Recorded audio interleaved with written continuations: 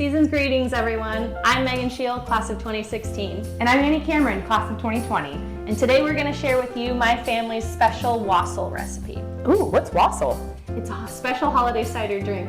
Oh, you had me at cider. Let's do it. All right, I'll start by mixing the juices if you want to put 12 cloves into that apple.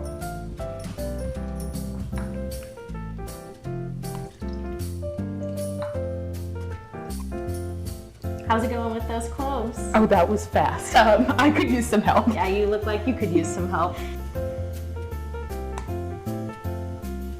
There we go. All right, just plop it in here and we'll give it a little mix.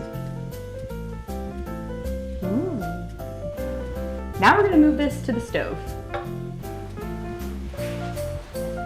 And if you'd like to add a little extra spirit, you can always add a little extra spirits. Happy holidays!